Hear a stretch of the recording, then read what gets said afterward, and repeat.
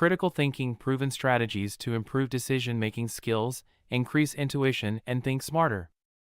By Simon Bradley and Nicole Price. Introduction.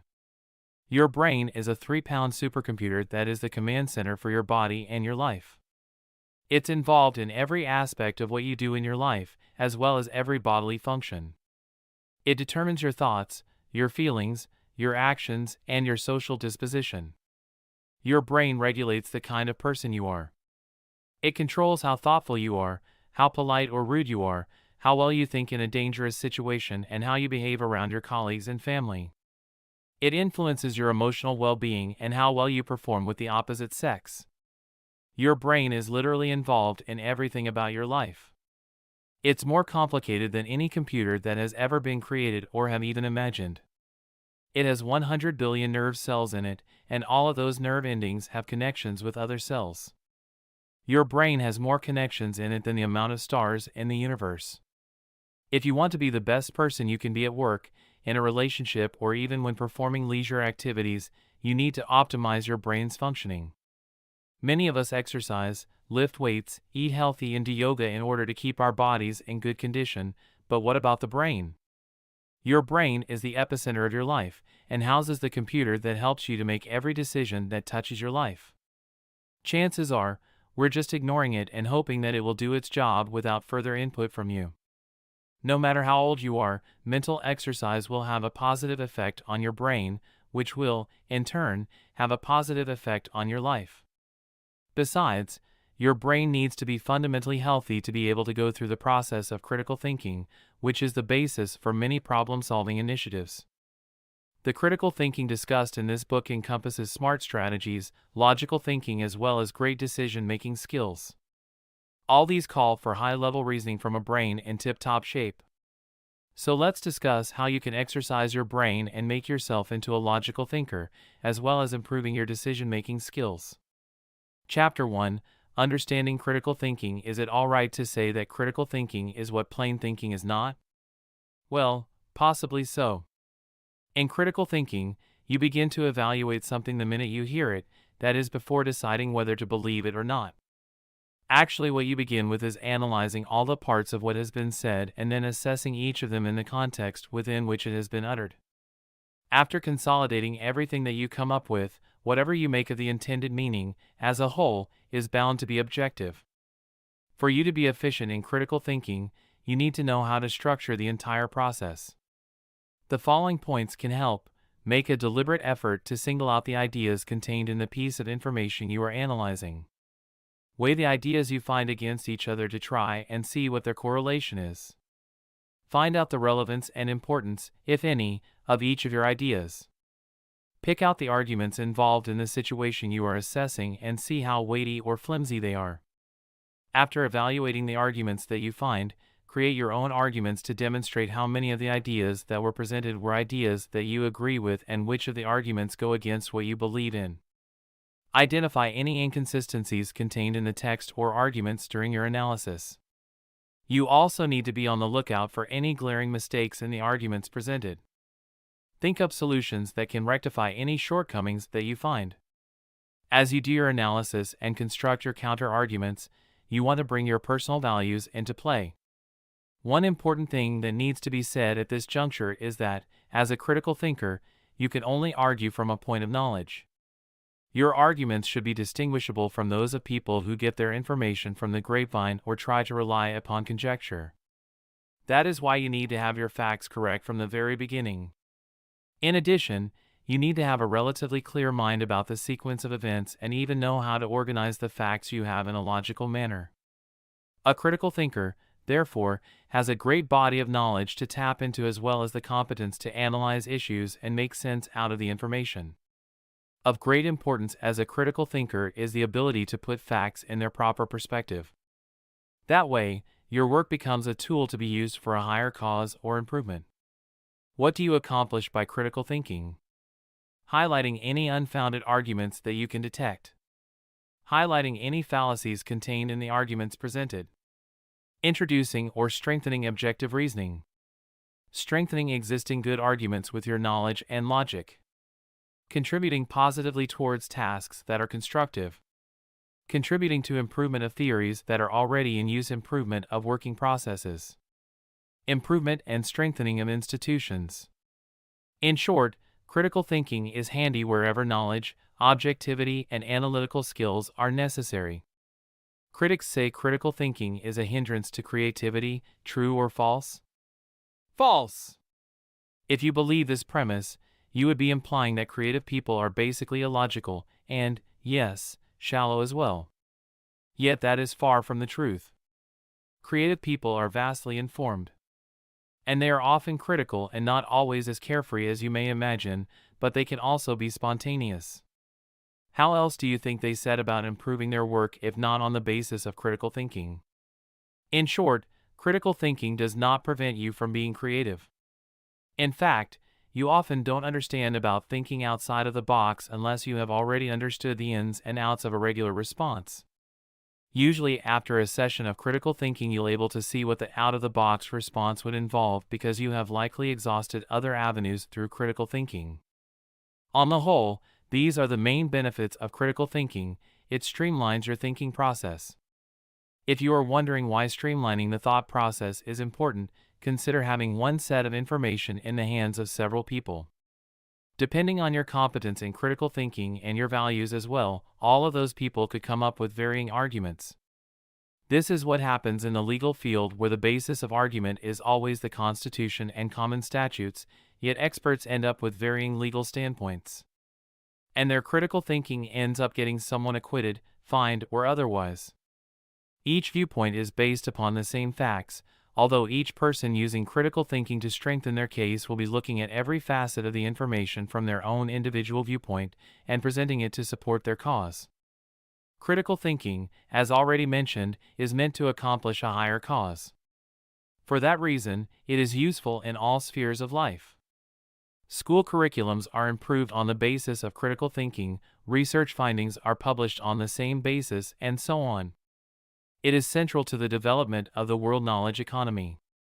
What this essentially means is that you need critical thinking to be able to put the available data and information to good use. Crude information, without the benefit of critical thinking, is useless and often dangerous.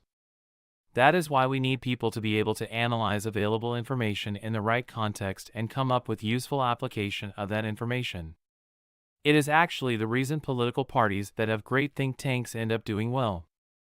Organizations that value critical thinking are able to seize wonderful market opportunities at a global level.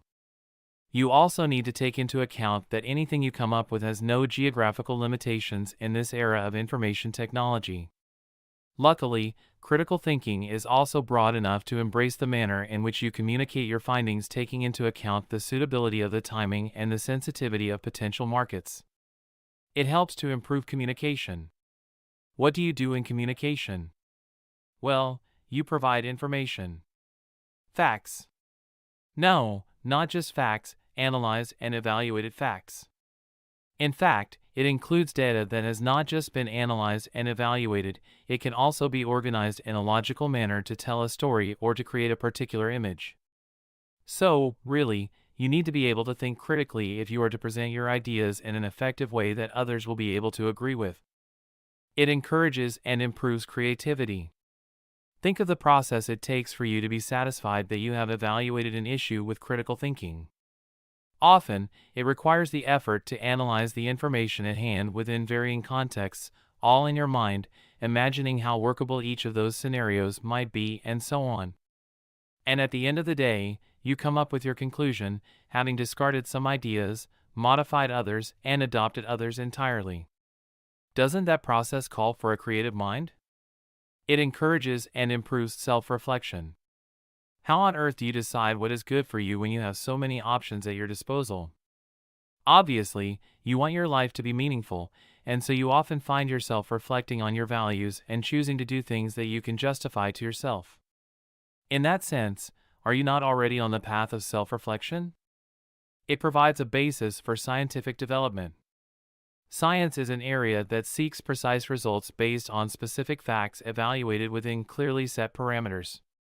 To establish a credible working formula in science, for instance, you need to think critically, taking into account what your observations are and how each fact relates to others. Even when it comes to conducting experiments, as well as making your deductions, the process of critical thinking is central to all of the results that you derive from that information. In fact, scientists are fully engaged in critical thinking as they formulate various theories. They take into account not just facts but also circumstances and all other criteria involved in conducting their experiments. It serves as a basis for democracy. Does this proposition sound far-fetched? Well, it isn't. Think about how much lobbying takes place during political campaigns and even thereafter when politicians want to have their way. If you are not adept at critical thinking, you may end up supporting candidates who have contrasting values from your own. And you even risk supporting political opportunists at the expense of forward-looking leaders. Critical thinking also helps people to look at important social issues critically and make up their mind as to how to vote without being swayed by prejudices. Chapter 2: Historical Details of Critical Thinking. Authority and Tradition as Set by Socrates. The onerous conversation between members of society often remains ponderous and mundane. Everybody has a different sticking point and everyone wants a hearing. Is this basic flaw inherent in all languages and learning processes? Or is this ineptness a cultural hangover that people take for granted forever? This overhanging aspect of society has conjugations that Socrates used. Do you mean that it has been hanging since then, to conduct investigation and analyze the fallacies hiding behind empty speech? Misdirected beliefs that often prove to trip over themselves and arguments formed without much realistic basis seems to be the order of the day. Needless to say, there was no particular direction to the argument and the meaning remained as clear as muddy water.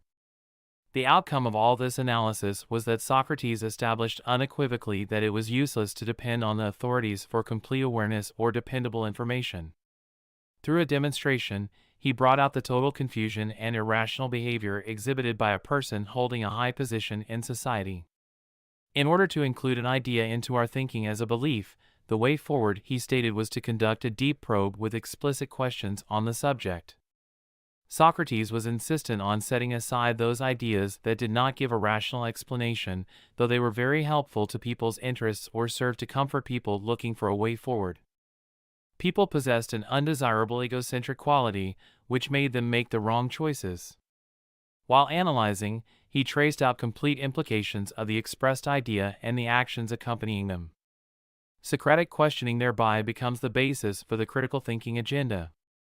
One needed to study fundamental concepts, step by step, taking into account the assumptions used and how the idea took shape and its basis, too. Through Socratic questioning we understand the need for logical consistency in order to arrive at clarity. Next in the historical path of critical thinking came his successors Plato and Aristotle. All these Greek skeptics underlined the fact that everything differed from their external manifestation. Incidentally, Plato kept records of the sayings of Socrates, which is why we know so much about it. Greek tradition thus helped set up the foundation for seeking the way of thinking that was comprehensive yet responsive to arguments, and helped systematic thinking. One could then see deeper realities and not be deluded by superficial impressions. People needed to think deeper and not be swayed by first impressions. Systematic critical thinking. The practice of critical thinking carried on through the Dark Ages due to the works and teachings of eminent writers and philosophers. Prominent among them was St. Thomas Aquinas. His work Summa Theologica had a profound influence on Western literature and philosophy. Following the trend of critical thinking, this work put forward the teachings of the Church, explaining in detail every point in Christian theology. It follows a circle of purpose of man, namely Christ. It then goes on to the next, which are the sacraments. From there it reaches God. So, this existence of God explains the creation of man. The laymen of those days, and even today, follow the 5 ways prescribed in the book. This put forward the arguments and proves the existence of God. However, compared to the rest of his work, this part takes up only 5 pages. The book in all has 3,500 pages. There are many references to people in society having respect during the days of Aquinas. At the top of the page, we have Aristotle, the philosopher. People investigated into theological practices and notions with a precise system of logic that he was famous for. The philosopher defined many technicalities that served to help with the analysis. Alongside the works of Aristotle were publications of the commentaries given by Ibn Rushd on the philosophers. Ibn Rushd became famous as the commentator. Aristotle often writes about Ibn Rushd as Avicenna in his works. Remember that your brain is unique and it is more complex than any computer out there. It is an amazing organ, perhaps one of the most amazing in our bodies, and you need to take care of it and protect it from losing its elasticity and becoming complacent. So be sure to exercise your brain using the methods presented here and begin to think logically. It's going to be hard at first, but you're going to be able to do it if you stick with it. Thank you for listening and good luck in improving your brainpower. Other people mentioned in the Summa are Peter Lombard the Master, Rabbi Moses, Augustine of Hippo the theologian, and Dionysius thought of as the disciple of St. Paul. The teaching of Aristotle showed that critical thinkers are not blindly opposed to established faith. They only discarded beliefs that lacked a proper foundation. Sir Francis Bacon and the advancement of learning. Sir Francis Bacon lived in England during this period. His book, The Advancement of Learning, encouraged readers to make empirical studies of the world. While seeking knowledge, people misuse their brains. He understood the need for using processes for information gathering, search Google, that today forms the foundation for science. Left to their own devices, people show the tendency to become bad. They accumulate bad habits. Their thoughts become corrupt and lead them away from reality.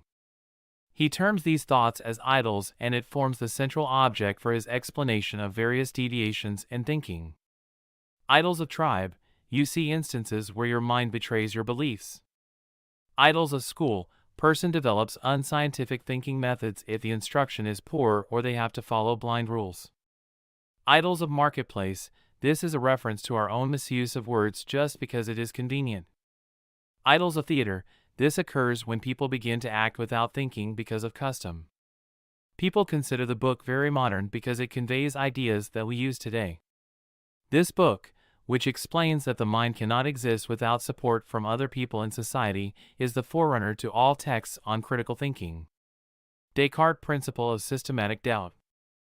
5 decades later in France, we see the rise of another philosopher named Descartes. His main contention was for clarity with accuracy. People recognize his famous saying, "I think, therefore I am." He spoke about it, he argued for it. Scientifically sound, he had good mathematical abilities. His work in physics might be familiar to many, refraction. He is known for his book, Meditations on First Philosophy. He explains that one can only be certain about one's own existence. His work established the epistemological trend that has lasted for 300 years. The mind needed systematic disciplining to be able to think clearly and perfectly.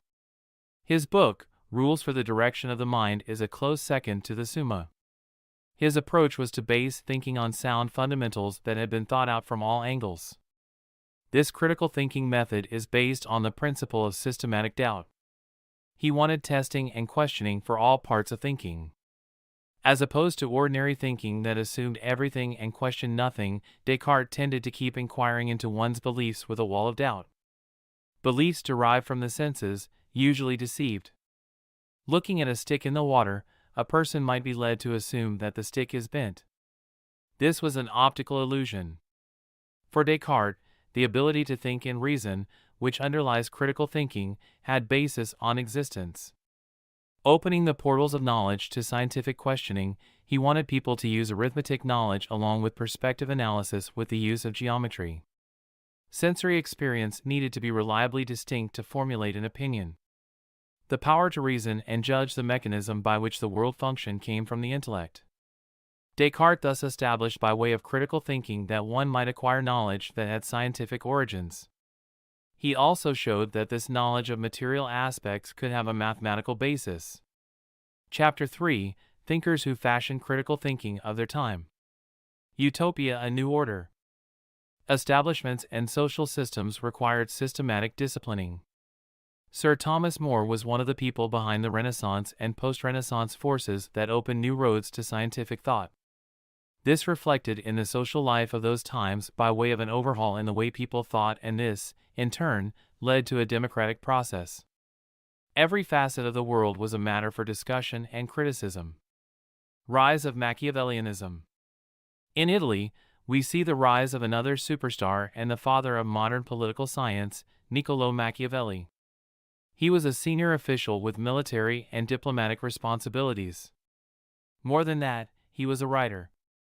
Machiavellianism is a negative term used to describe despotic rulers and corrupt political leaders. Niccolò, for his part, seemed happy with such leaders. Niccolò endorsed political deceit and evil manipulations, including murder of opponents. Immoral behavior and dishonesty, for him, were tools used to attain political freedom. He wrote the book, The Prince, in which one reads about the responsibility of a new prince. He must balance the powers in an adequate way to set up his political structure. Stress was laid on the need and necessary impetus to act in an immoral manner and overcome opposition with force. The Catholic Church naturally banned the book. Machiavelli's Discourses on Liberty shows many precepts that relate to early Rome as well as contemporary practices. He expands on checks and balances within a republic. Use is made of this concept in political spheres even today. In the Discourses, we read it mentioned that the life of a private citizen is preferable to that of a king. It also mentions how extra-constitutional efforts remain unnecessary in any republic. He wrote many other political, fictional, and comical works. From a point of view of critical thinking, commentators usually dwelt on the degree of philosophical content in the work. They would then go on to say how innovative the approach was or how traditional it was. Perhaps, Machiavelli changed his views as time passed, but many observers were of the view that coherence was not his strong point. Critically speaking, this will either make readers like him or disagree with him. However, there are a few who say that there is strong and deliberate coherence in all of Machiavelli's works. A few other notable authors and thinkers. Innovative thinkers include Voltaire, Sir Isaac Newton, Hobbes, and Boyle. They lived centuries apart but were supportive of critical thinking. They wanted inquisitive reasoning to be a part of the approach to thinking, especially when dealing with scientific regimes. Here, we note how Hobbes and Locke, based in England, showed similarity in their thinking to Machiavelli. The trend of dominant thinking did not rule their thought patterns. They instead sought out the unusual with critical thinking to discover new paths where they might learn additional information. Normal things need not be entirely rational from their point of view. Locke based his approach to daily matters on common sense. His approach gave us the theoretical basis for the defining of the fundamentals of human rights. It led to discussion on governmental responsibilities and interaction on a critical level with the citizens. Boyle's and Newton's contribution. Pioneers in the field of science, Robert Boyle and Isaac Newton lived and practiced critical reasoning in their everyday lives. This brought them intellectual freedom, which was needed for working with science. Boyle was expressive in his criticism of chemists who had lived before him, especially in his work Skeptical Chymist. People called Boyle the father of chemistry due to his postulation that all matter consisted of atoms. He said the collision of atom chains produced matter. As much as Boyle was forward-thinking, he was also independent in his approach to his favorite subject, science. He therefore rejected Aristotle's four-element theory. He also discarded three principles that Paracelsus proposed. Newton was a prominent scientist, if not the scientist of all time. Mathematics and physics were his subjects. He was a philosopher. His book Mathematical Principles of Natural Philosophy is the Bible for classical mechanics. He contributed immensely to calculus and optics. His experiments led to the authentication of the heliocentric nature of our solar system. When he was in college, he began building sundials and several energy devices. Aristotle influenced Newton. He began to read about Descartes.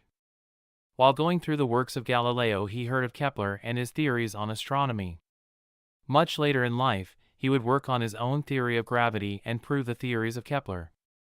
Sumner's Folkways and Darwin's Descent of Man teachings of Kant. Critical thinking was influenced by the writings of Kant, who viewed positivism as an integral part of society. From texts he published in the 12 years starting from 1830, notably the course in positive philosophy, he covered the sciences in the first 3 books and dealt with social science in the last 2.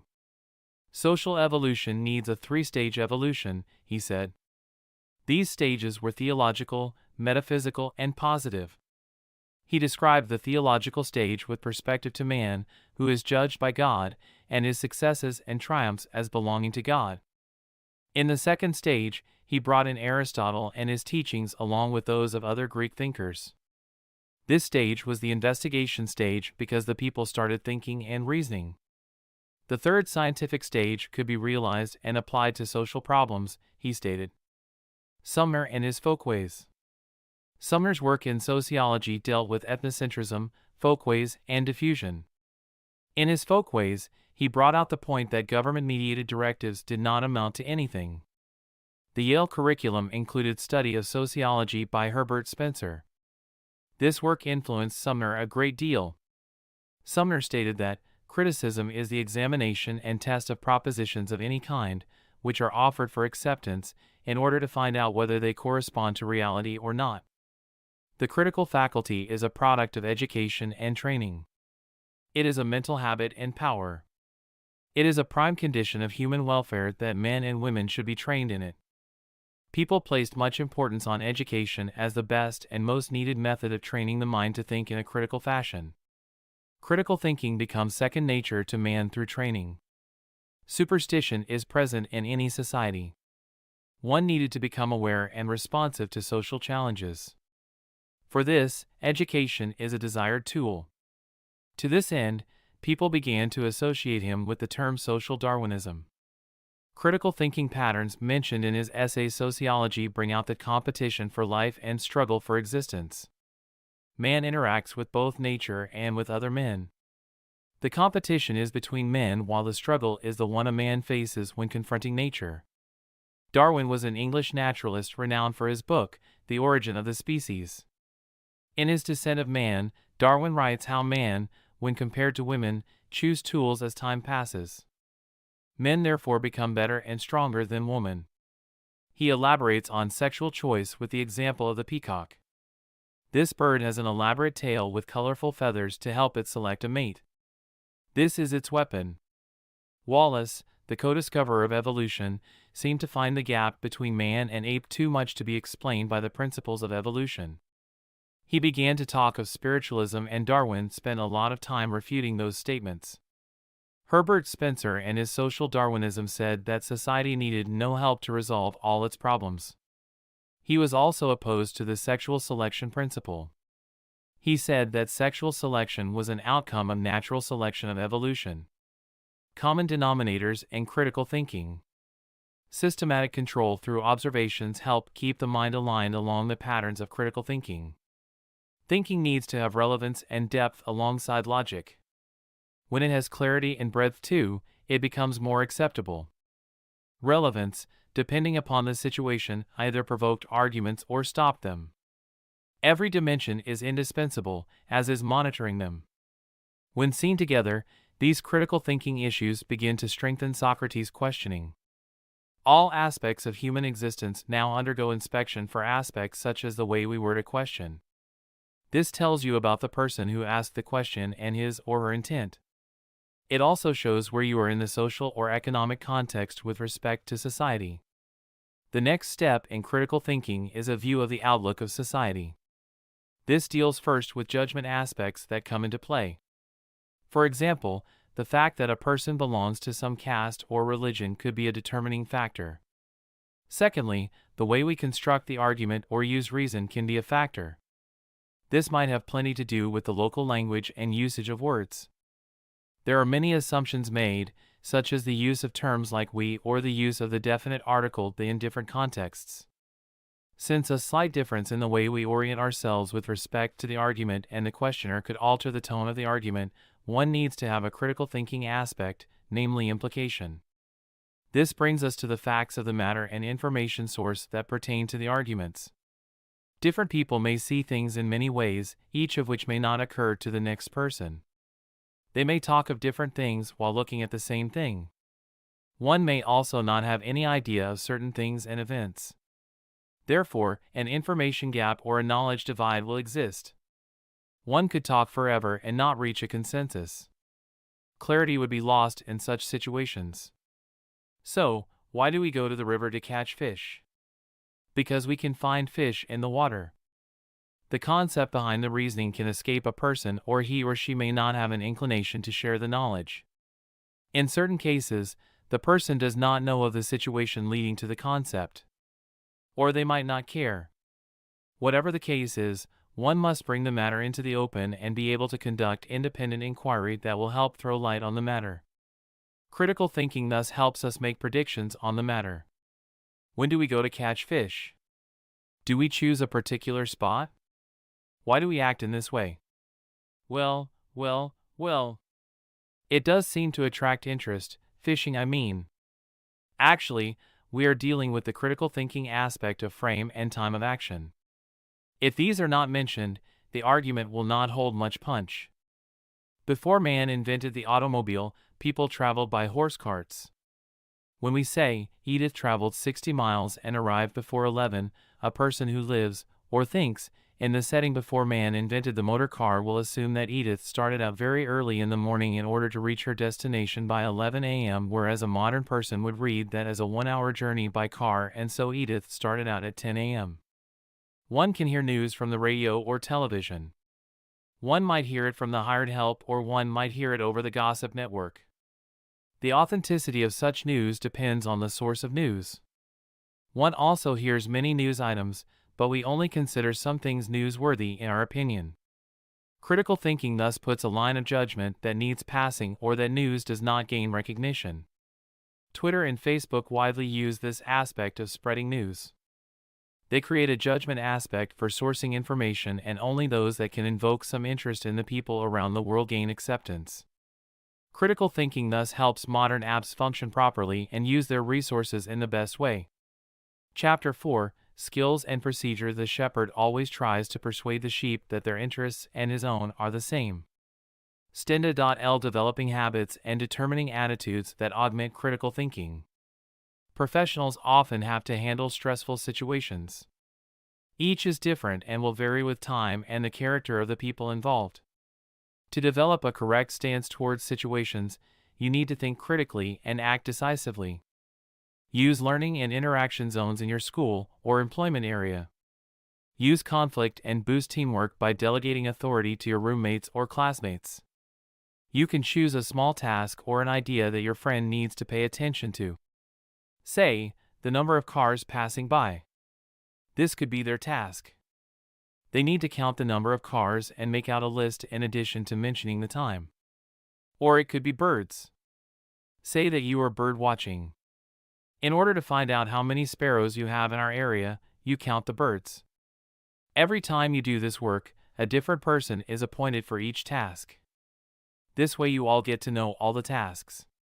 By observing results, you also get an idea of who is doing the work well.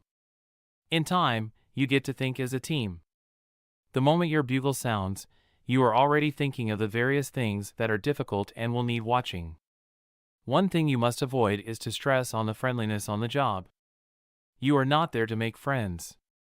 You are there to do your duty. This next point may make you feel like a fish out of water, well, just a little. You imagine a new character. Now this must not be a living person but an imaginary one.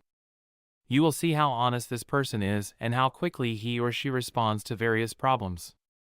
His or her confidence arises from patience. He or she is willing to spend endless hours questioning and probing the entire case from multiple angles.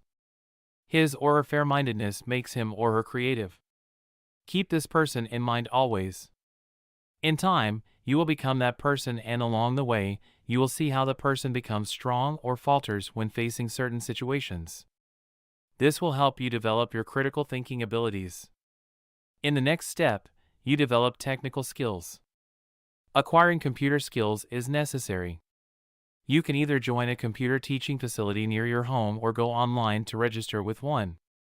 If you are planning a career in rearing dogs, you need an acquaintance with various breeds. You must learn training methods. Develop the ability to understand the various needs of dogs quickly. For this, you must work as an apprentice at a dog training school. The ability to communicate these details over the internet will help you be recognized as a dependable person. Lastly, you exist as a thinking person. You must have intellectual abilities. For this, you must develop thinking. Join online classes that teach meanings of words or impart knowledge about places and things. Go and practice daily until it becomes second nature to you. The class may teach you complicated formulas in mathematics or tell you simple things about places far away. Once your mind is willing to adapt and assimilate information, you are ready to become a critical thinker. All these will add up to one thing. You will be able to make rational decisions under stressful circumstances. You will become independent and reliable. Critical thinking will make your personality stand apart. Creativity will blossom due to the innate nature of ideas and your cognitive ability. Reasoning will be second nature due to your technical abilities. Socratic questioning in professional environment.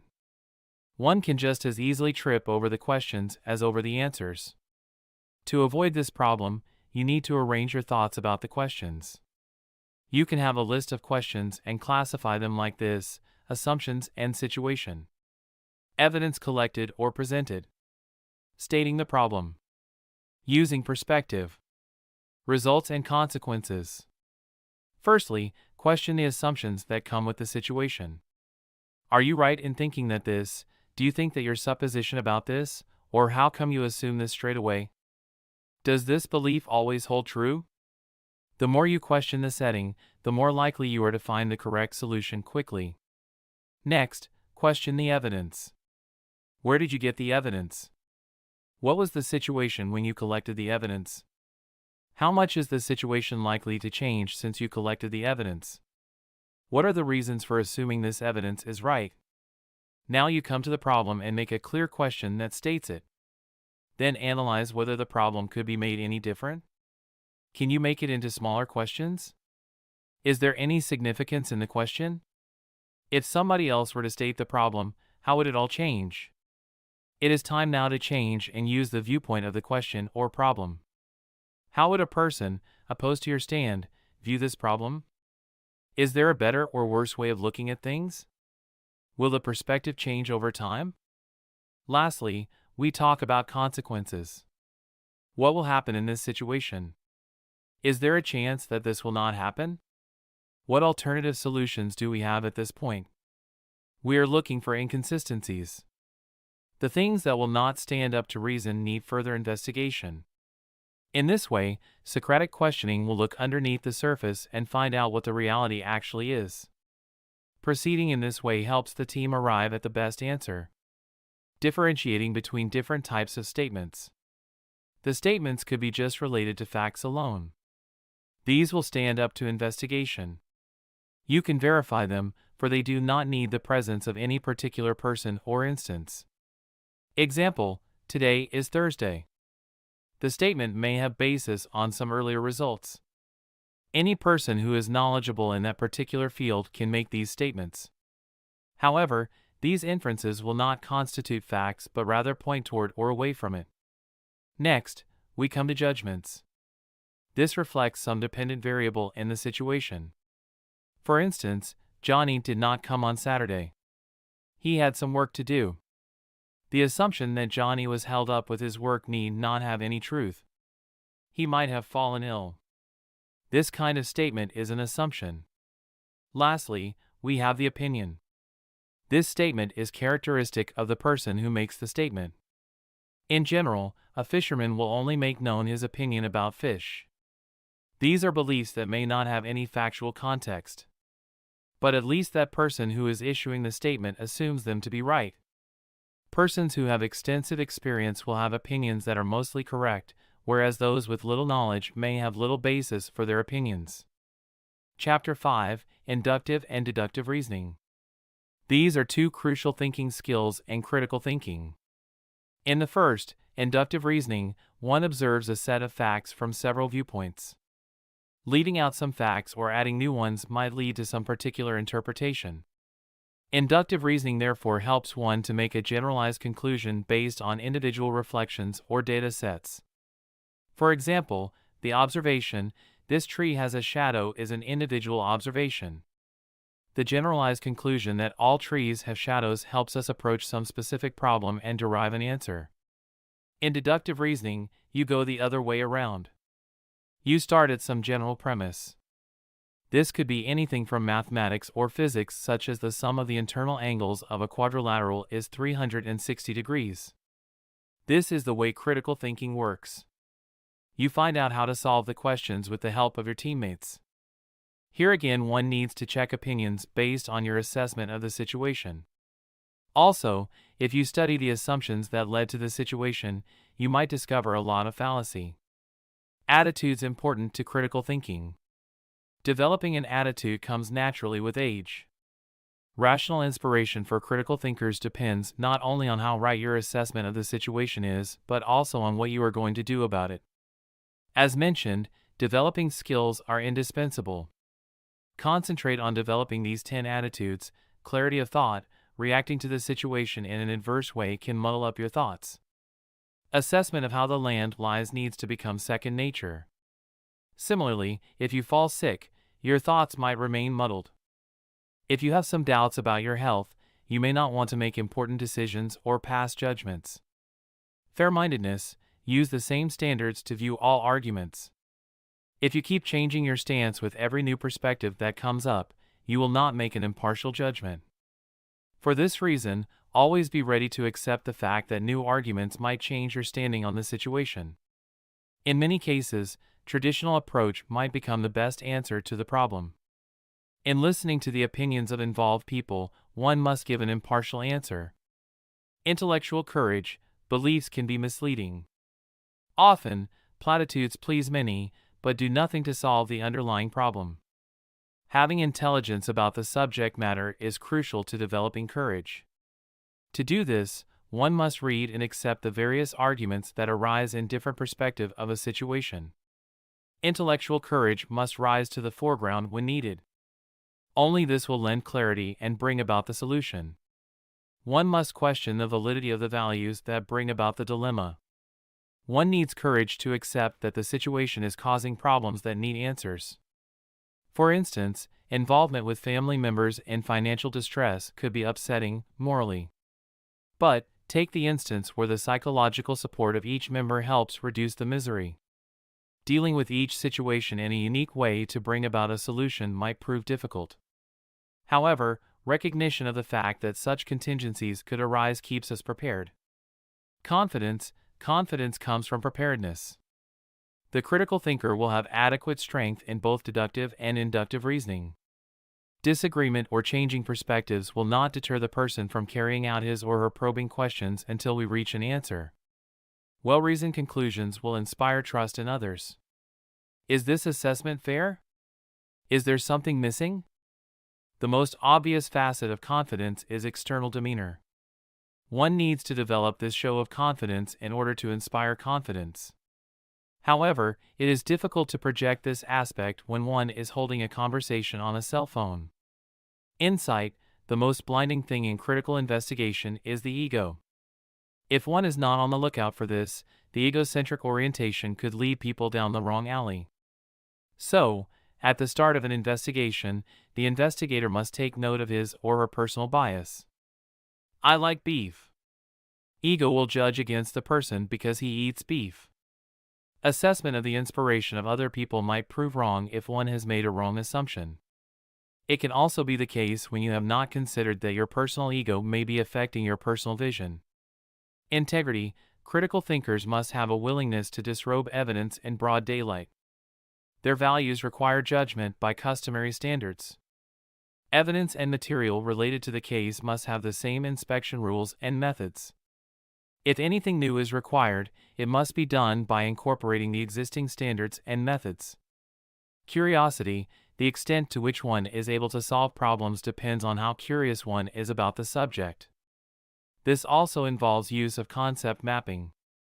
If one understands how to use these maps, one will understand at once how to create a solution. However, Curiosity does not mean that the investigator must be removed from the conventional ways. It is all a matter of asking the right question at the right time. After all, knowledge does not lie in just one place with one person. One can go online and get all the information one requires at the touch of a button. Intellectual humility: one needs to understand and appreciate that everything has limits. This refers to both knowledge and to skills. One must have patience to see that a proper method needs to be followed. Only then will one find the correct solution. Intellectual humility keeps one perked up.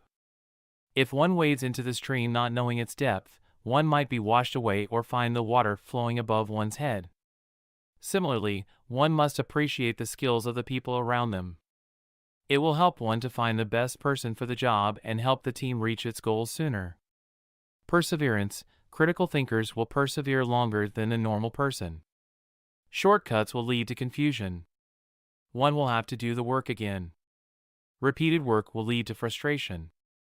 Disruptions to workflow due to the carelessness of one person on the team, he or she does not persevere, will lead to complex issues like overlapping timesheets and incomplete work schedules. One must not only keep working but must also collaborate with all team members. One could also take help from other team members to help solve a problem. Independence: this aspect of critical thinking establishes the basis for the formulation of structure for analysis and the incorporation of questions and answers. Being open-minded and thorough in an investigation will help you reach the most practical solution for all problems. So, this then becomes important to critical thinkers. Any new evidence will make one analyze their viewpoints and answers closely. They learn constantly from their strength and make suggestions for improvement. Chapter 6: Reason to adopt critical thinking. Necessity for critical thinking. Self-discipline and self-governance, with the healthy bonding of fellow workers, is the underlying operating technique of critical thinking. Personal reasoning will develop to the point of complete equanimity within all situations. Your decisions will be acceptable by all of those involved because they are well thought out and balanced and recognized as such. Improve standards. Your operations will gather more steam because you have the talent to shake off all unnecessary things and get it over in a shorter time than the others. Your operation will give in-depth analysis of similar situations so that others will learn more about how to tackle these sticky situations effectively. Negative egocentrism and inflated thinking will become a thing of the past. You develop the problem-solving capabilities and are ever mindful of making the right decisions. Incorporates professional excellence. Since critical thinking is result-oriented and innovative, every professional field of operation will need the real-time implementation of critical thinking methods. Critical thinking enhances the standards of professional excellence without laying too much emphasis on becoming an expert on the subject. Useful in knowledge-based society. Given the new world where everyone has access to everything, the need to meet better standards is a compelling force. People search for means to better their work output, and the critical thinking method provides the best method to do this. Critical thinking makes you a better orator. Through critical thinking, not only your thought process, but also your public interaction skills become enhanced. This will turn you into a social butterfly overnight. It can also enhance your career prospects. Develop your personality. Through introspective techniques, you can learn to develop your personality. This proves useful for ironing out the chinks in your personality. It opens your mind to diverse possibilities. This makes you more affable and outgoing. You can learn to please and be pleased. Scientific thinking for tomorrow. People who practice critical thinking are better oriented to become at one with the scientific community of tomorrow. The principle of knowledge-based thinking helps foster a spirit of brotherhood. You learn to overcome biases and learn to work for the good of the whole. Becoming a critical thinker has its plus points. Deal effectively with reason. The biggest advantage of being a critical thinker is that you become adept in the art of eliminating unwanted things. You have a balanced view in the sense that you know what the job requires and are actually looking in the right places when you view the problem or information. You begin to reason along the lines of the argument instead of taking contrary viewpoints. Improve communication skills. Consistency in building the aspects of relevancy and can help your communication skills to become a major asset for you. You heed the call when you face adverse situations and play along if things are moving fine. This aspect makes you friendly with all the people involved, especially people within your professional capacity. They tend to remember your movements and deeds in all aspects because you make your point clearly and concisely. This also allows you to have a freer mindset. Cut down on time required. Since your mind is so clear, you begin to have a deep understanding of requirements. This will make your functioning more to the point. You will stop doing all other unnecessary work. This results in plenty of time on your hands to carry out your day-to-day operations. Make decisions with authority. The critical thinker knows his subject and the way to approach the solution. In this, we refer to the pattern of analysis that he or she adopts. Since this comprehensive package gives one the freedom to analyze the situation in detail, one is able to reach out and experiment and find out the strengths and weakness of the options. Undoubtedly, a correct and authoritative decision will be reached. Improve your knowledge base with wider coverage. The improved thinking network, based on mapping techniques, augment the need for knowledge. This is natural and will help create more contacts with like-minded people. Getting to know more people allows you to learn more about the different cultures and customs of others and helps to broaden your views. Develop new robust approaches. When you begin to think critically, you have access to more varied approaches. Your approach to problem solving thus becomes more creative and reliable. Your career success can then be enhanced. Qualities of a critical thinker. The foremost quality of the critical thinker: the ability to discard conventional thought patterns and re-examine logical reasoning in the light of evidence of new knowledge. Since this will likely not occur as an innate ability, due to human proclivity to custom and tradition, as well as by the nature of honor and valor, one needs to acquire these values through training. Able to communicate clearly with others, raise questions about the problem, analyze the given data, and arrive at conclusions in any topic. Understands how to change his or her viewpoint to adapt to thought patterns that vary from one's own, see implications of those patterns, read the assumptions, and make judgments. Intellectual clarity in understanding the problem, assessment and formation of opinions, checks answers to vital questions without fear or favor. Uses recognized standards for evaluating the results, checks all parameters involved for validity. Is capable of gathering information independently, uses abstract notions in classifying and interpreting the information. Chapter 7: Difference between reading and thinking. Men become civilized, not in proportion to their willingness to believe, but in their readiness to doubt. H. L. Mencken. Actual difference. Critical thinking is an ability that we foster over time. Yet what are we looking for? Is it a bird in the sky? Or an unknown being that we must capture and tame? Let us say it is a bit of both. When we think critically, we overcome the animal in us, the ego, and open our minds to possibilities. The evaluation becomes fair and without bias.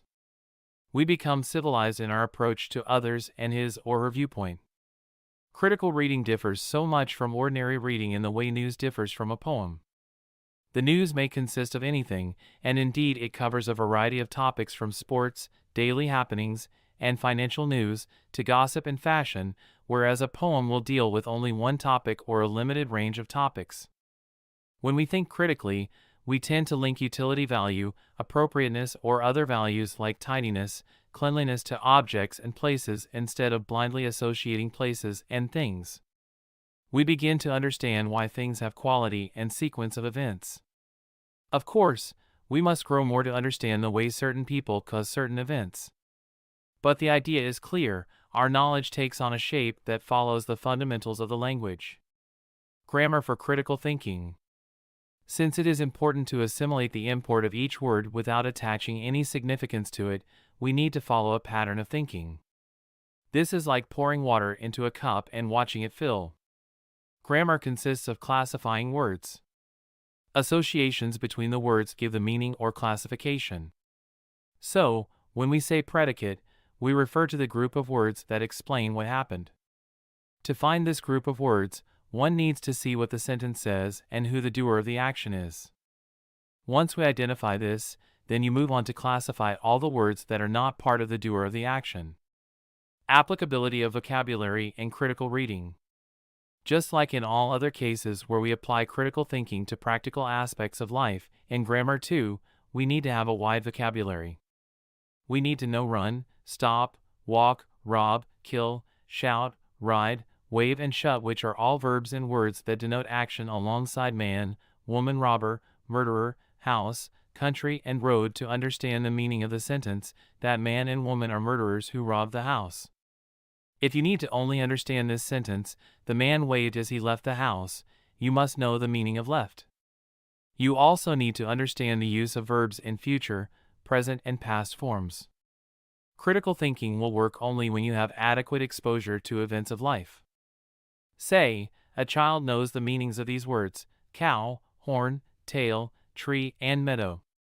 If you tell him a sentence, the cow has a horn and a tail, the child will understand. However, if you say, the cow is grazing in the meadow, that child will look puzzled. What is the cow really doing? This is because of the limit of his understanding. Just as practical experience is a prerequisite for critical thinking in daily life, we need vocabulary for critical reading. When your life experiences increase, your approach to critical thinking will be better. You will deal with ideas in a practical and sensible manner. But there will be situations that you cannot explain. All this leads to understanding. You begin to realize how success and failure are part of life. You might have sentences that are positive and you might come across some that are negative.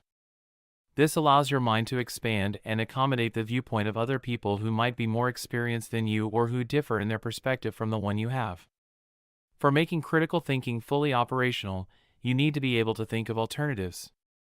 Exploring possibilities and verifying facts and statements should become second nature in your thought process. If something does not ring true, you must investigate it. You have assigned reasons for the fallacy and, if proved wrong, need to be willing to discard your opinion. Importance of critical thinking. Critical thinking guides your mind through to a desired result. Say that you are reading a comic book and your mother asks you to go to the shop. Naturally, your ordinary mind does not want to let go of the comic book. But your rational mind tells you, hey, if you do not go, then she cannot cook. You go and buy vegetables first. It is the same in your thinking structure. One who is a critical thinker will not hesitate to stop thinking along in a logical line and pursue a more sensible and logical thought. Hey, it is a beautiful day. There are birds in the sky. I need some paper to write an article. There is a beautiful magazine on the front porch. I must send the article today.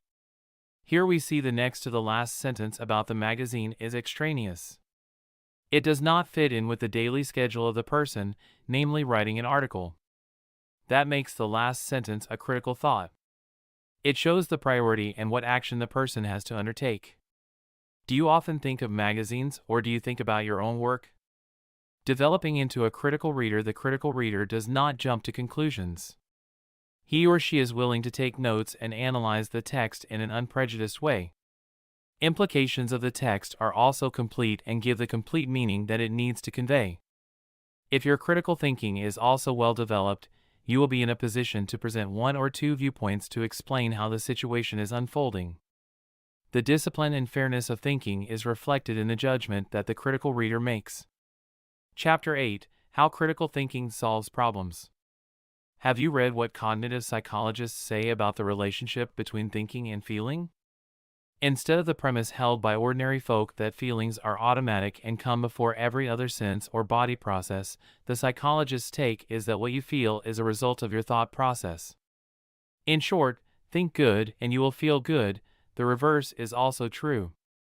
The following is also true: that you have the ability to command your feelings by streamlining your thinking, of course, undertaking critical thinking being a great option. That you have the ability to control your attitude so that in the end you tailor a favorable outlook to life. That you have the ability to direct your thinking in a way that gives you great perspective and one that helps you enjoy controlled moods. From what we have seen, you have the capacity to make your life happy and productive. Being able to control your thought process is the starting point, and then it goes on to produce desired feelings.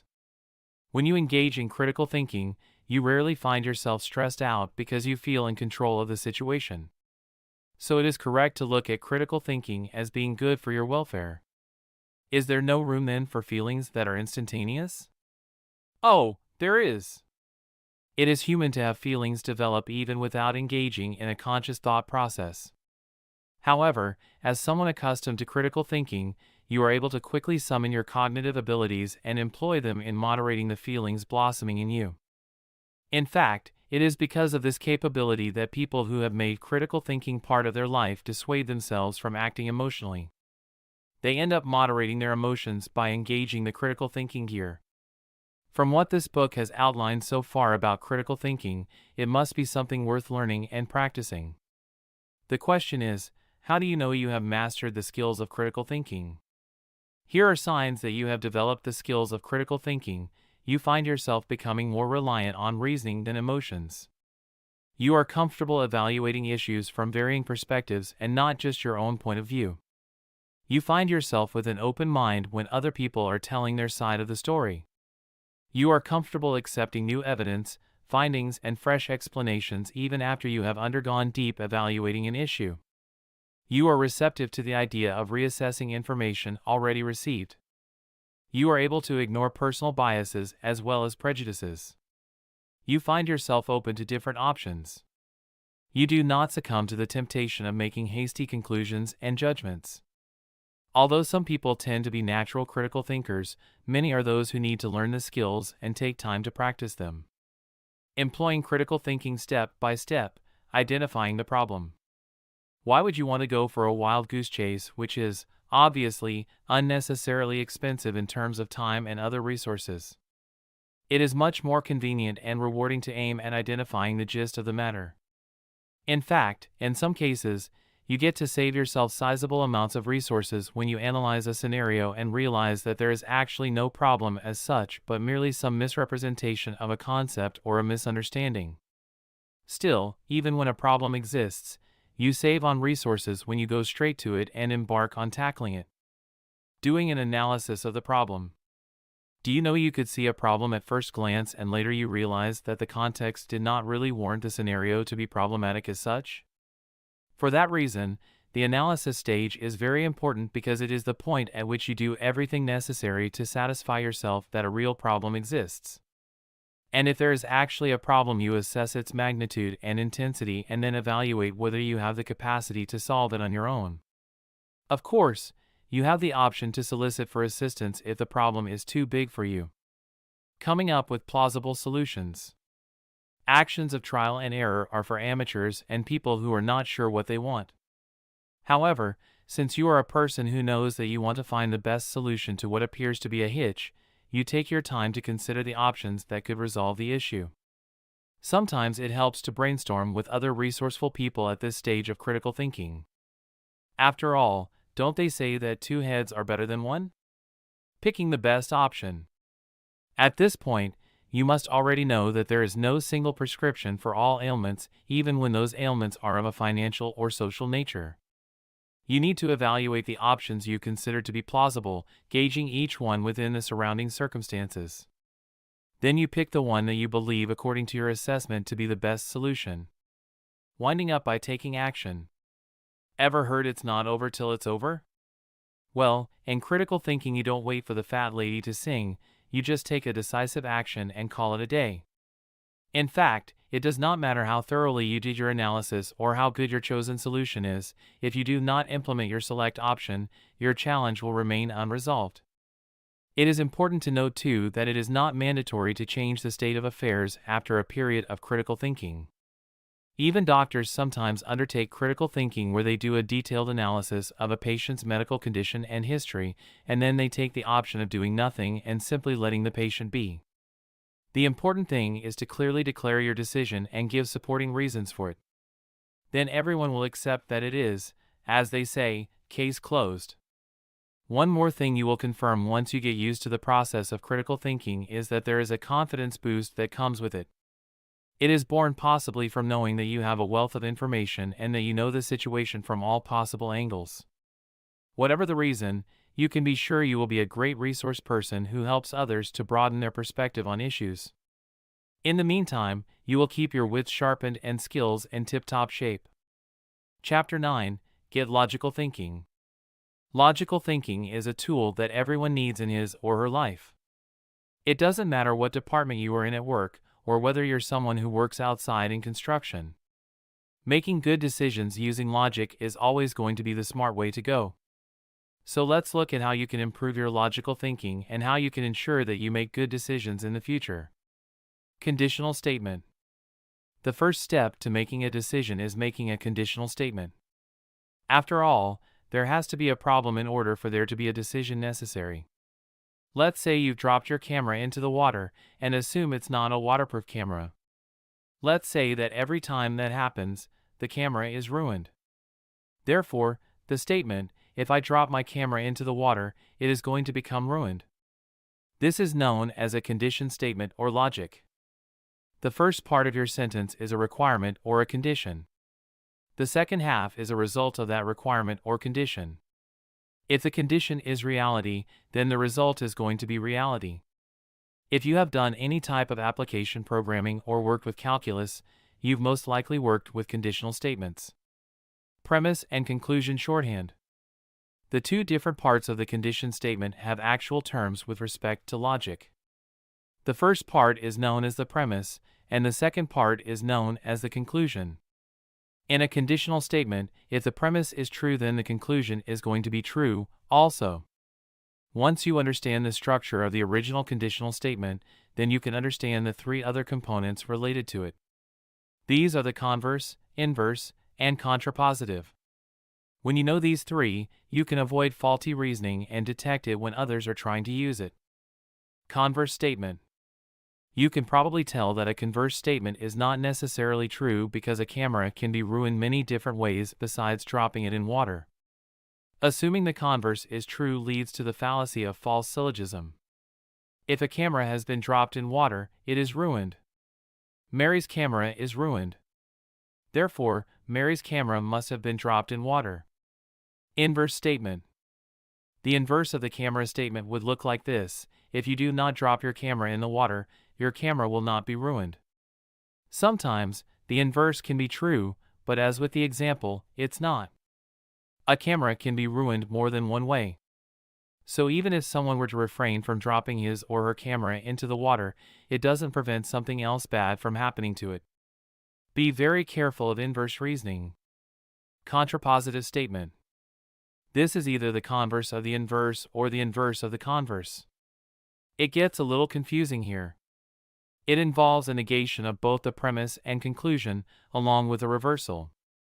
The contrapositive of the camera statement would be, if your camera is not ruined, then you did not drop it in water. Assuming the truth of the original statement or conditional statement, the contrapositive is the only alternative that is always going to be true. Necessary conditions.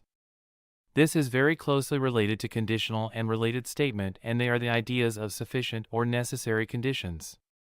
A necessary condition is one where it must be met in order for a result to be achieved. For a camera to not be ruined, it has to be kept out of the water. Therefore, keeping a camera out of water is necessary to prevent its being ruined. Sufficient conditions. A sufficient condition is saying that dropping the camera in water is sufficient to ruin the camera. It absolutely guarantees a result is going to happen and is dependent on the condition. Necessary yet not sufficient. Conditions can be necessary but not sufficient. Keeping the camera out of water is necessary for preventing it from being broken. However, even if you do that, the camera could be damaged in other ways, like being dropped or crushed by a vehicle. Therefore, keeping a camera out of the water is necessary but not sufficient to prevent it from being ruined. Sufficient yet not necessary. A condition can be sufficient but not necessary. Accidentally dropping the camera into water is sufficient for damaging it, but it's not a necessary condition for damage. Not necessary or sufficient. Conditions can also be not necessary or sufficient when it comes to the result. To prevent damaging the camera, it's not necessary or sufficient that the camera be brown. So now you know how to think logically like a computer, but what about improving your decision-making skills? Chapter 10. Improve your decision-making skills. If you want to improve your decision-making skills, you're going to have to go outside of your comfort zone a little bit. Remember that when you teach your brain something new, it is stimulated and will become a well-oiled machine. I encourage you to try to improve your decision-making skills because your decisions matter. These are some unique ways that will help you improve those skills in addition to other improvements. Art and culture. If you want to improve your decision-making skills, you're going to have to boost your mood and your concentration abilities. You can do this by practicing some sort of art. Try to dedicate 3 one-hour blocks per week in order to learn something new like painting, playing an instrument, or even making a model car. While it seems time-consuming, spending time widening your horizons boosts your brain activity and helps you with your decision-making skills. You get the best decision-making skills by trying something you never thought you'd do because you are activating your brain. Language skills. Work on something technical like programming or studying a foreign language. If you dive deep into either of these skills, you'll improve your decision-making skills greatly because you're exercising your brain. Surround yourself with different age groups. When you widen the range of age groups that you surround yourself with, you see different viewpoints. Try to stay in touch with those who are older and younger. Contact with older people helps you become mindful and plan a better future for yourself, and with young people you get to keep in touch with achievements, failures, and dreams. Past victories can bring a sense of confidence and pride, and mistakes can keep you from doing them again. Try not to eliminate any age group from your social cluster. Interaction with those who are of a different mindset and age group will help you with your decision-making skills. You will step back from the race with your peers and weigh the pros and cons of the decisions you are going to make. Exercise. Whatever sport you want to practice that makes you feel comfortable and is fun, do it. You get to meet new people and stay in shape at the same time. A healthy body is a healthy spirit. As your body is more finely honed, the mind will be sharper, too. And so will your decision-making skills. Cook experimentally. If you don't already cook, I encourage you to try doing so. If you're used to cooking, then try to open up your culinary horizons and do something new. Spend a Saturday morning baking something you haven't baked before, or surprise your family with some amazing lunch or dinner. You'll find that when you are cooking, your mind will be thinking about the decisions that you've been struggling with. Be social online. I'm not talking about social media so that can just look at funny pictures. Actually join some communities with the intentions of going on picnics, events, and flash mobs throughout your city, town, or even rural area. You'll feel that you're part of a larger society where everyone's thoughts and actions influence everyone throughout their day. Pros and cons. This is the most basic of the basics. Write down the pros and cons of your decision and really take a look at them. If you want to ask advice from those who have gone through what you're going through, be sure to do so. But then, make a decision that is your own. It's your life and your decisions matter. Chapter 11. How to make better decisions. So you know about making decisions, but what about making better decisions? We all want to make decisions in our lives and end having to do so. Yet we want to make the right decisions and not end up making a mistake. Well, you're going to make mistakes, but you can minimize the number of mistakes that you make by following some of these suggestions. Let's take a look at some of these methods to help you make better decisions in both your personal and work life. Cost, benefit. Before you reach the final decision, you want to weigh your pros and cons to be sure that you're making the best decision you can. This requires a cost-benefit analysis as if you were in a business. You want to examine the outcome of every possible decision you could make, both positive and negative. This is going to help you see the opportunities and the things that you may miss when a decision is preferred over another. Narrow options.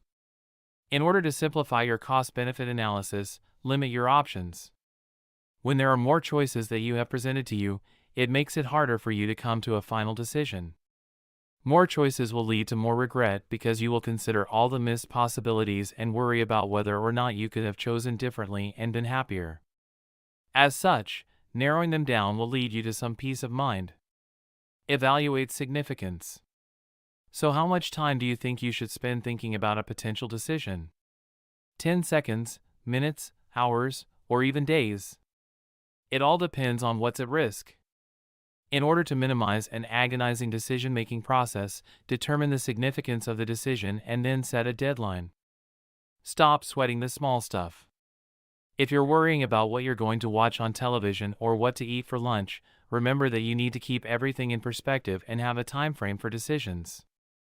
This is tied to evaluating the significance of the decision, and if it doesn't affect you or others in a significant way, then don't waste time debating endlessly about it. Research. This can seem rather obvious, but if you're going to make a major decision like buying a car or home, put the time and effort into informing yourself fully about the impending purchase or decision. This can mean the difference between being satisfied or completely disappointed. Well-informed opinions. If you're having a hard time, then obtain an educated opinion from someone you trust. This can give you the confidence that you're making the correct decision. Informed opinions are always helpful, so always look at reviews and ask friends and relatives what they would do if they were in your shoes. Chapter 12: Strategies to help improve critical thinking. Would you say that critical thinking helps in progressive learning? The answer should be obvious considering what is involved in critical thinking: consolidating information, organizing it, doing in-depth analysis of that information, and finally synthesizing it. Whether you end up finding a solution to the challenge you are facing or not, the whole process of critical thinking leaves you more informed and better enlightened. Even then, people often take thinking as a process that is automatic and does not require strategizing or even paying much attention to. However, when you become that complacent, your mind takes its own liberties and starts to wander. At the end of the day, you have nothing to write home about when it comes to solutions emerging from your thinking. Yet human beings normally have great potential if only they knew how to utilize it. If you want to perform better than average, you have got to take critical thinking seriously. You need to make an effort to keep learning so that you remain well informed and also master the techniques of critical thinking and be consistent in practicing them. And as your thinking habits change, you cannot help but experiencing positive change in your personal development. It is imperative that you engage in critical thinking if you are to be adept at problem solving. As such, the need to employ apt strategies cannot be overstated. Below are strategies that you can apply to improve your critical thinking, making a conscious effort to focus on the challenge. Much as everyone wants to solve problems, not everyone is willing to devote sufficient time to focus directly on the problem at hand. Yet when you do, you are able to address the issue in its correct perspective and evaluate it within the prevailing circumstances.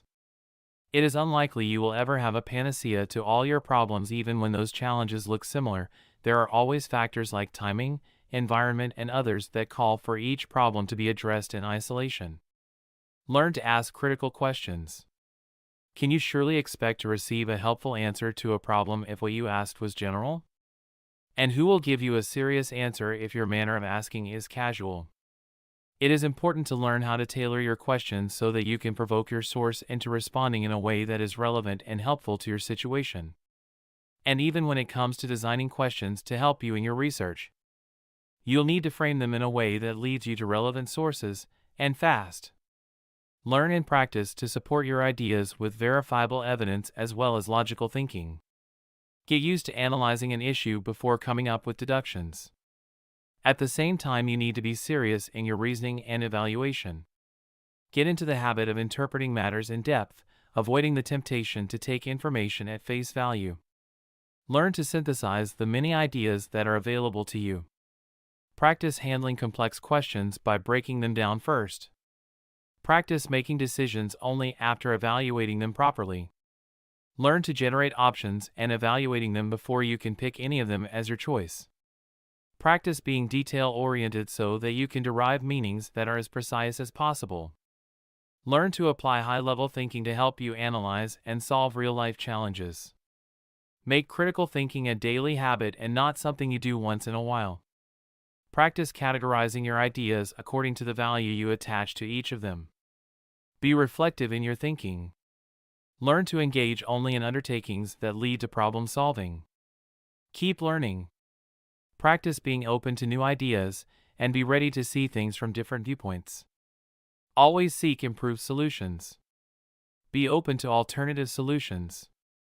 Practice having an open mind to ideas, techniques as well as solutions. Learn to respect other people's ideas and points of view. Practice checking the veracity of information, be it the one picked from books or the internet. Form observation from other people and other sources. Learn to evaluate possible repercussions before you make any move towards handling a problem. Learn to collaborate with other people when it comes to problem solving. Keep observing fundamental intellectual standards when handling issues of all kinds. The standards we are referring to here are universal in nature. They include having clarity, seeking to be accurate and precise, using only what is relevant, being vast in breadth and deep in your analysis, being logical, and also considering the significance of information and all other factors involved. Chapter 13, Group Decision-Making Skills. This actually has to be the hardest thing when it comes to decision-making because you're not always in control of the group. But there are ways that you can help a group come to a consensus on a decision. The most important part is to remember that your voice does matter and that your opinion counts. When you're helping out the group that you're in, don't be afraid to stand up and point out what you think the group should be doing. Most will be relieved that someone else took control. Conflict management. Making a decision with a group definitely complicates the process. Multiple opinions and viewpoints seem to heighten the chance of a conflict, so be prepared for a situation like this. It's always best to practice some conflict management by identifying the difference between a win-lose situation and a win-win situation. Plan ahead. When you are making a decision as a group, try to decide the details in advance so that you can avoid conflict among the group members prior to the event. This can be useful for dinner parties or movie nights. It may dampen some of the spontaneity of plans but can improve the decision-making skills of those involved and decrease the likelihood of an argument. Take charge. There are times where you can be submissive and get away with it, and then there are times that you just need to stand up and be assertive. If nobody is taking charge, then be the one to do so. Otherwise, you're going to waste precious time trying to decide on something when the decision could have been made and you could have been moving on. Never dwell on mistakes. The best impediment to a good decision being made is constantly thinking about past mistakes and beating yourself up for them. Living with some post-decision angst and regrets are going to hurt your capability to see things through and decide on them swiftly. Make a decision to never look back once you've made that decision.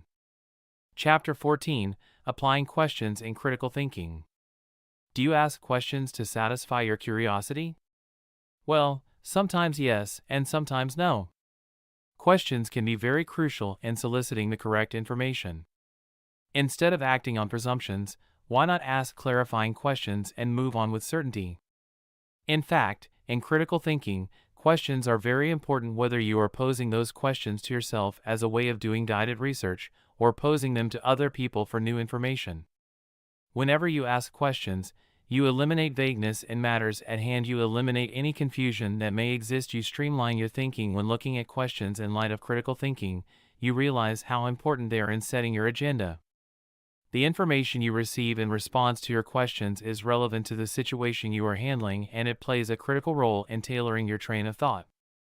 In order for your questions to invoke critical thinking, you need to frame them in a certain way.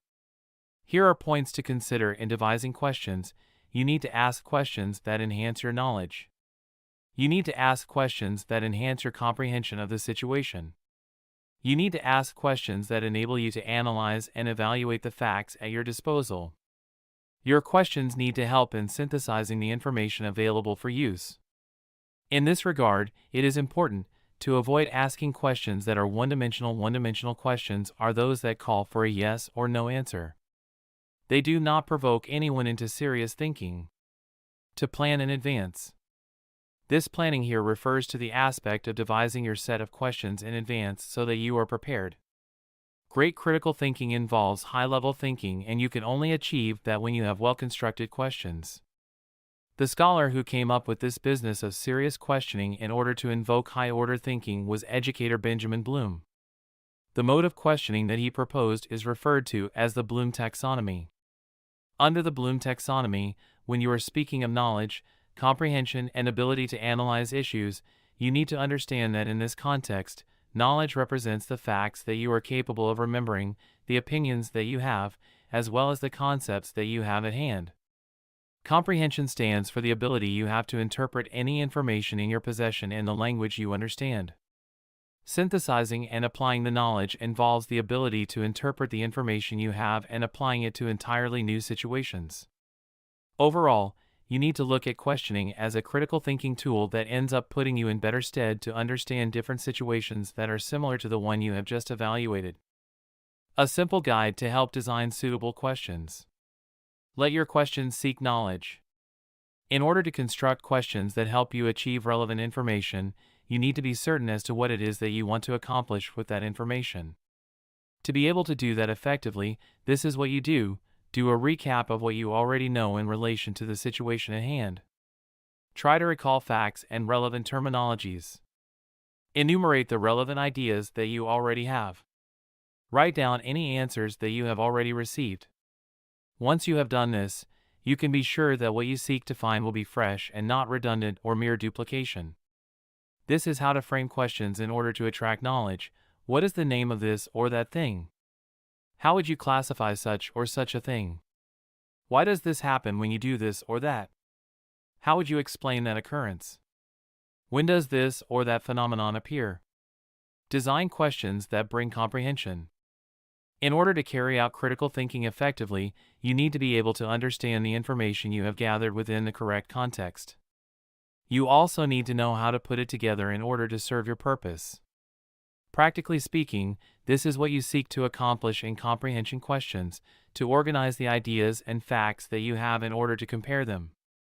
To translate as well as interpret the ideas and facts to bring out meaning. To give your ideas and facts appropriate descriptions. To identify which of your ideas are major and generally prioritize them. Now that you are certain about what you intend to accomplish, you can proceed to formulate your questions. This is how to frame comprehension-seeking questions. How can you compare this idea with this one or contrast it against that one? What explanation can you give for this or that appearance?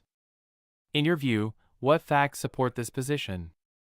What evidence have you seen that supports the position? Questions that help in knowledge application. Why on earth would you need questions to help in application of knowledge? Well, the answer is simple. You have the relevant knowledge with you, yet you still have the initial problem unresolved. What this implies is that you haven't known exactly how to apply that knowledge in your situation, the correct technique. For that reason, you need to pose questions that relate to the application of the information before you. This is the best way to frame questions relating to application of knowledge. What are the best examples you can provide for dealing with A, B, or C? How would you demonstrate how you understand this or that? As far as you are concerned, what is the best approach to this or that? What could happen if things are done this way or that way? Questions seeking analysis. At this juncture, you have a generous body of knowledge comprising information as well as opinions. However, a lot of what you have is general and not specific. For information to be helpful in critical thinking, it needs to be supported with credible material. And in order to be able to know the material that you need, it is important that you break down your body of information. In so doing, you will be identifying motives for the ideas and everything else involved. Identifying causes contained in the mass of information. Singling out any inferences. Identifying evidence, if any, contained therein. Here is how to frame questions to help in analysis. Considering this or that piece of information, what inference can you make? Where would you categorize this or that piece of information? How would you classify A, B, or C? Can you distinguish the relevant parts of this whole as far as this or that concept is concerned? Questions seeking evaluation. What you are seeking here is a way to validate your opinion, which you have formed on the basis of the information you have and the techniques you have used to apply it. At this stage, you want to pass judgment on your observation and your experience in the entire process of critical thinking. This is how you can construct your evaluation questions. How can you contrast this against that? Which of these do you deem better in this situation, this one or that one? How would you rate the performance of so and so against that of so and so? What did you see as the value of employing this or that resource? What would you have suggested if someone had sought your opinion? Questions seeking to help in synthesis. Basically, what you want is to synthesize everything and come up with a unique solution to the existing challenge. Your creative mind has, by now, visualized the general direction your decision needs to take after consolidating all the information at your disposal and analyzing it. However, at this point you need to be specific about the next cause of action. This is the best way to construct questions relevant to synthesis. What do you think if this or that was the case? Do you see a possible alternative to this interpretation? Can you see a possibility of circumventing this or that hurdle? Chapter 15, Exercising the Brain. 22 Exercises to keep your brain in tip-top condition. Make exercise fun. Research shows that those who get an adequate amount of physical exercise are also exercising their brains. Studies with adult mice that ran on a wheel whenever they felt the urge has twice as many new cells in their hippocampus. This is the area of the brain that is involved in memory and learning. Mice that sat around all day without a wheel did not have as many new cells. The researchers believed that the voluntary method of exercise was less stressful and more beneficial to the mice. That means humans should find enjoyable ways of exercising rather than forcing themselves to do it. By doing this, it'll actually make a person smarter and happier, too. Exercise the mind. It's not only physical exercise that has your brain cells growing. You can build up different areas of the brain by putting those areas to work. Finding ways to use different parts of your brain that are simple could help maintain the dendrites and nerve cells in your brain. The dendrites and the nerve cells are what receive and process information. Just as a new weightlifting exercise is going to build up the underused muscles of your body, finding different ways to think is going to exercise the flabby areas of your brain. You should go out of your way to experience new smells, tastes, and physical feelings. Use your non-dominant hand for some activities and find new ways to drive to work or travel to new places. Try to create artwork or read a challenging novel. You want to force yourself to do something out of your mental rut. Ask why. Your brain is wired to be curious. When you are grown up and matured, you may stifle or deny your natural curiosity, but that's not healthy. Let yourself wonder why. Wonder about why things are happening in the world, or why you are where you are in life. Ask someone who knows about the why questions you're asking. The best way to exercise your brain is to exercise your curiosity by asking why and making it a habit. Try to ask the question why at least 10 times in a day. Your brain is going to be happier and you'll be surprised by the opportunities and solutions that make themselves apparent in your personal and work life. Laugh. Laughter is good for your health because it releases endorphins in the brain and positivity chemicals that affect our system. We don't need a scientist to tell us that laughing feels great. Laughing relieves stress and helps break old patterns, too. Laugh more and harder, and you'll quick charge your brain's battery. Eat omega-3. Most of you know that by eating fish you will get more omega-3, but do you know why it's good for your brain and not just your heart? Omega-3 helps your heart pump more oxygen to your brain, and recently has been shown to help your brain function better by improving the function of the membranes that are around your brain cells. Those who consume more fish are less likely to suffer from dementia, depression, attention deficit disorder, and many other illnesses that affect the brain. Essential fatty acids are essential for brain development in children and are now being added to baby formulas. It's possible that your intelligence and mental state can be affected by the amount of essential fatty acids you're consuming. You don't just get it from fish, though. You can get omega-3 from flaxseed and walnuts, too. Remember, when you're feeling nostalgic, get out an old yearbook or some photo albums and take a walk down memory lane. Spending time with your memories will help your brain get exercise. Let your mind reflect on the positive emotions and connections from those memories, and I guarantee that you will feel better about the current challenges you're facing. Cut out fat. Saturated fats found in meats and dairy products have actually shown to cause a slowdown of the brain's functions. A study done at the University of Toronto proved this by taking rats and putting them on a 40% fat diet. They lost abilities in the areas of memory, mental function, rule learning, and spatial awareness. When their diet was higher in saturated fats, their problems became even worse. This can be true for people, 2. Because fat reduces the flow of oxygenated blood to the brain and slows down the metabolism of glucose, which is the form of sugar that the brain uses for food.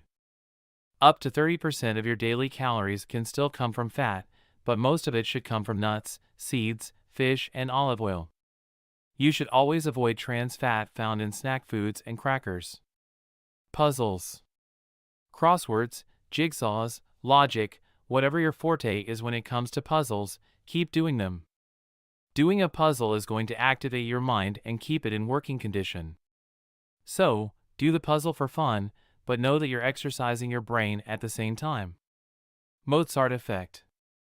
Around 10 years ago, Francis Rauscher and colleagues made history when they figured out that listening to Mozart could improve a person's spatial and mathematical reasoning.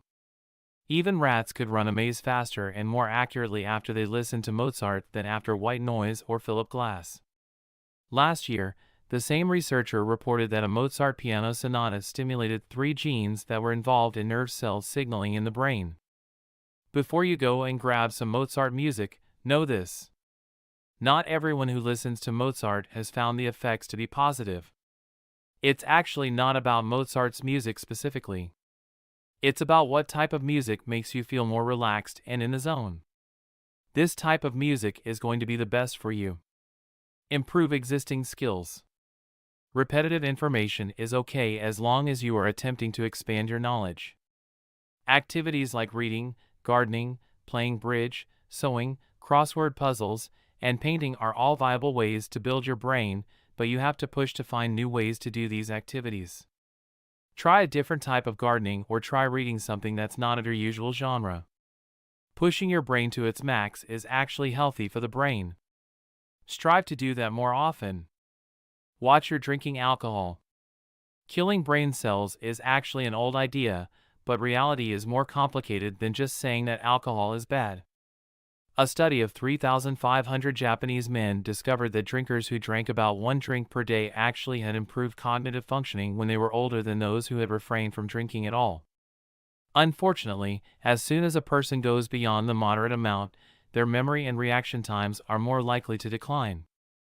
In that same study, those who had 4 or more drinks per day were the worst off out of the bunch. The common practice of binge drinking is the most dangerous kind because it not only kills a lot of brain cells initially, it keeps the brain from creating new ones around 30 days after just one incident of binge drinking. So while alcohol is okay in moderation and might even be beneficial to your health, binge drinking and alcoholism should be avoided or treated. Play. Studies have shown that people who take the time to play cards, video games, board games, tug of war, or any other activities for pleasure is good for their soul and their brain. It allows the brain to think strategically and keep working, but in a stress-free environment. Sleep. If you preview key information that you need to retain and then sleep after you've read it or learned it, you have a 20 to 30% increased rate of remembering it. You can leave the information next to the bed for easy access if it's something that's not going to keep you awake. If you're kept awake by the thoughts, write it all down so that you can get it out of your mind and get some much-needed sleep. Concentrate. When you are concentrating, you are increasing your brain power. You should learn to know when you're being distracted so that you can adjust your focus. Often, one of the thieves of concentration is just below your consciousness. If there's a phone call that you have to make, it could bother you all afternoon and sap your ability to think clearly. You may not even be aware of what's bothering you. You should get into the habit of stopping and asking what's on your mind at that moment. Identify what is distracting you and deal with that task. Make the phone call or put it on your list of things to do for the following morning, and then let the mind get comfortable and let it go. This will leave you feeling more relaxed so that you can think clearer. Make love. Regular physical contact, especially intimate contact, is especially important for women's concentration and emotion well-being. Contact with a partner on a weekly basis leads to regular, more fertile menstrual cycles, as well as increased estrogen levels.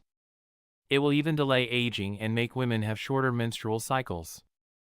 Decreased estrogen levels in women are associated with a decrease in the brain activity and poor memory. When women's estrogen levels are increased through regular sexual activity, their overall brain activity and memory improves. In the study, an orgasm was not as important as the fact that the woman was having sex or physical contact with another person. The intimacy and the emotional bonding was the most influential factor rather than the physical part of the act. Appropriate sexual contact should be made between lovers in order to help boost your brain and self-esteem. Play with passion. You are not able to perform great work if you're not really into it. When you are growing through learning and creativity, you are much more fulfilled and will give over 100% into what you're doing. If you delight yourself, you will delight the world. Remember your passions as a child and how much you loved what you did, and then bring that into what you're doing at work. Cycles of consciousness. Your consciousness actually increases and decreases throughout the day. For most of us, it seems to go through a 90-minute cycle with a 30-minute cycle of lower consciousness. You need to recognize this cycle and learn to recognize and track your mental state. If you can do that, you can concentrate on the important mental tasks when your mind is the most awake. For an imaginative vision into a problem, do the opposite. Work on it when you're drowsy, which is when your more aware mind has slowed down. Learn something new. This could seem obvious, but some people seem to forget it as they age. You can actually capitalize on your brain's ability to learn new things and make it stronger at the same time. You could have a specific topic during leisure time, but if not, try to learn something like a new word every day. There is a strong correlation between having a working vocabulary and intelligence. When you have new words to work with, your mind will think of new ways and nuances between ideas. Put your mind to work, as it's one of the best ways to re-energize your brain. Write to be read. There is great value when you are writing only for your own eyes, but try to imagine what it would be like if someone were to grab your journal and read it now. You should be writing to stimulate your mind, which means writing as if someone else was going to read those pages. The greatest benefit of writing is that it actually expands your brain's capacity. You should always be finding ways to write or read so that you can exercise your mind. Aromatherapy. Do you remember what it's like to get a whiff of lemon or a whiff of orange when you were tired? If you haven't tried it, I encourage you to attempt a little aromatherapy by putting a few drops of some essential oils like lemon, orange, peppermint, or cypress onto a cotton ball and inhaling the scent. It's definitely going to make you feel more alert. Drugs. There are good and bad drugs to enhance your brain. Caffeine is a common one used by students in order to stay awake and be more alert. Caffeine restricts the blood vessels going to your brain, so it's not clear what the long-term effects might be on the brain. Instead of coffee, try some gotu kola or ginkgo biloba herbal tea when you need a boost. Both of these have been shown to increase the blood flow to your brain and improve your concentration. Brain trust. If you want to build up your brain power, then you're going to need others around you who are inspiring and stimulating to you. Read magazines from different fields within your field of study and make connections with people, places, and things that will give you new opportunities. Use them to help you find solutions to your problems. Remember that no matter what your age or your occupation is, your brain needs to be challenged all the time in order to perform at its peak. Whether you're memorizing lines of Shakespeare, playing chess, or learning a new skill, you need to keep your brain busy if you don't want it to get rusty and old. Conclusion. Your brain is the supercomputer that governs your life and body, and it's involved in everything that you do. It is going to determine who you are, what you do, and how well you do it. Therefore, it's imperative that you keep your brain in tip-top condition so that you can make better decisions about your life and think in a logical manner. Thinking logically doesn't mean that you don't have emotions. It means that you are able to come to a conclusion based on rational thinking rather than feelings. Remember that your brain is unique and it is more complex than any computer out there. It is an amazing organ, perhaps one of the most amazing in our bodies, and you need to take care of it and protect it from losing its elasticity and becoming complacent. So be sure to exercise your brain using the methods presented here and begin to think logically.